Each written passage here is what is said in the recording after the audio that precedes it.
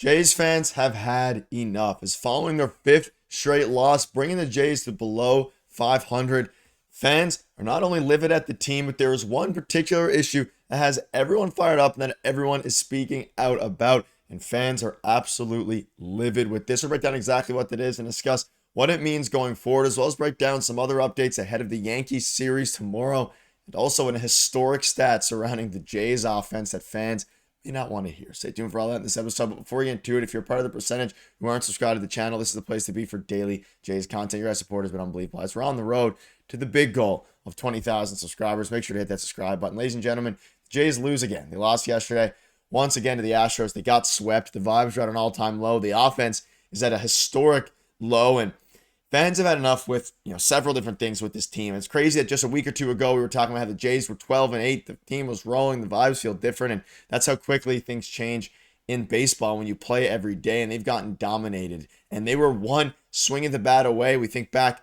to being 13-8, and now of course 12-13. But I want to dive into a couple different things here. Let's start with this from Jonah Birnbaum. The Toronto lineup, great name by the way. The Toronto lineup is scuffling on historic level right now. The Jays went 9 for 90 over their 3-game series in Houston.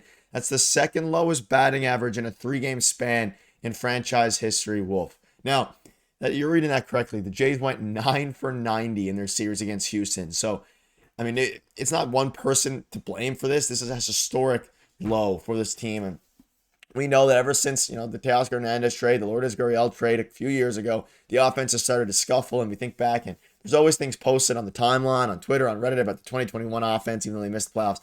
Regardless of that, this team needed power, and they added Anthony Santander, who's supposedly going to give you 30 to 40 home runs. He's yet to come anywhere close to that. He's struggling. Vladdy's struggling on the power side. Bo hasn't hit a home run in almost a calendar year.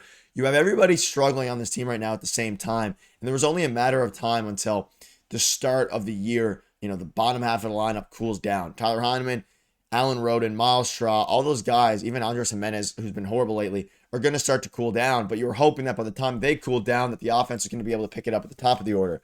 It has not happened. And as a result now, they went a historic 9 for 90 with, I believe, one home run in the series from Nathan Lucas, which was a pretty inconsequential home run. And it is crazy at this point. I mean, this brings back memories of the 2023 team, even last year's team. But last year's team was technically average to above average defensively. And there's a million reasons about this. But we have been wanting, fans, for years, just a good offensive team. A team that's easy to watch. And whether, you're winning or not, at least being watchable. At this point, this team is borderline unwatchable offensively. Of course, we'll still watch all the games. I'll still watch all the games. But it's at a point now where it's not only horrible to watch, the team is now losing. They are 12-13. And luckily, the AL East is pretty bad, but it doesn't really make a difference. And it's not an excuse for it. Chris Black came out and said, I thought Joe and Caleb, of course, Joe Siddle and Caleb Joseph, have been banging on the last couple of days about early swing count decisions. It's been an issue throughout the first month of 2025. We'll dive into tomorrow, but here's the primer.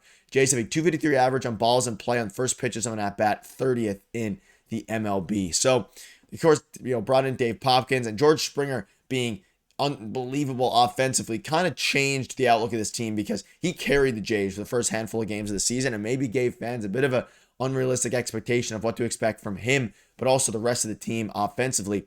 Their first pitch, of an at-bat, they're hitting a basically an MLB low 253, and there's a ton of reasons why the Jays aren't winning baseball games. The pitching has started to waver a little bit, but even then, if Chris Bassett gives you 5 1/3 innings with 4 runs, and he gave up 3 of those runs in the first inning, you'd like your offense to be able to step up like offenses had in the past and give you, to bounce back. Because Chris Bassett came back and did okay. Bowden Francis, up and down, did okay. Regardless of that, though, it doesn't matter how your starting pitching is going to be when you're going 9 for 90 in a series. You're not going to win any games. They were outscored 53-11 by the Astros across 9 games since 2023. And with Tropicana Field out of commission, we may have found a new house of horrors, which is very true. Of course, the Tampa Bay Rays are playing in a Mickey Mouse minor league stadium like the Jays did a few years ago. So now you're at a point where maybe this is the new, the Astros' new arena.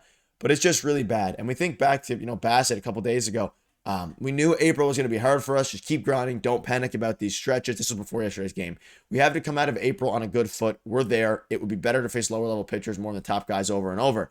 And that was kind of the thing. The Jays had 7 straight games where they were playing elite pitchers. Yesterday, they weren't. They still couldn't get a hit, which is now why the focus is on a huge I mean, they have a huge test ahead of them against the New York Yankees. This is, they're leading the AL East. The Yankees, that is, you're going on the road in Yankee Stadium.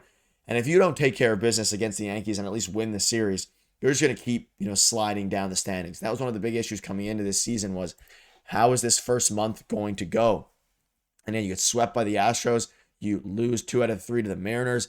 And then, of course, you're at a point where you're looking at the standings now and the schedule. You play 3 against the Yankees and another day off. And then you play the Red Sox. It's all AL East opponents, which is very unfortunate. It's just the way that things are going to go with this team. Now, a few different things, to also go over here. You see this here. Is every Blue Jays game different but the same for the third straight season? Say it ain't so. Unfortunately, that is the case. And you look at the team, like you have Bo, Vladdy, Santander, Springer. Those guys should give you power, specifically Vladdy, Bo, and Santander. But Bo's power has been gone. You have Jimenez, who's been really bad. Alejandro Kirk, who I haven't even spoken about. He's been a disaster thus far, just a ground ball machine. He's very hard to watch. We get to watch him for another 5 years after his extension. So a 5 to 6 year extension, he's been terrible to watch. Alan Rodin hasn't been very good. Will Wagner hasn't really been that good. Nathan Lucas has been pretty bad. Ernie Clement's starting to heat up. I'd like to see what Addison Barger can do. Miles Straw is what he is. But as it pertains to moves that are going to be coming, you can see this here. Blue Jays will make a decision on Thursday, which is today, on whether Dalton Varsho rejoins them this weekend in New York or next week in Toronto. Final box to check is ensuring his arm's recovering well game to game. Plan is once he's back to resume a regular everyday role. So he played a minor league game yesterday. He hit a ball like 113 miles per hour off of the bat, which was crazy. Or 110, sorry. He says here, Dalton Varsho laced a single. He then scored from first base, and David Schneider's 105 mile per hour double. And kind of a funny statement there, considering both of those guys were on the Jays the entirety of last year. Varsho, hopefully, I'd like to see him back for the Yankees. You need his defense, but most importantly, you need some sort of thump in the offense. And it's crazy we're at a time now where the offense is so bad where you're hoping for Dalton Varsho to come back to save the team. And of course, he'd stretch out that lineup, whether you want to put him after Springer in the 6 hole or in the 5 hole after Santander. It extends everyone down and gives this team an extra layer that they've been missing for a while. And of course, you have the bullpen with Eric Swanson. Hopefully, Max Scherzer is going to be nearing a return soon, but we'll have a decision today. So we'll have a video for you guys as soon as that drops as well, surrounding that decision.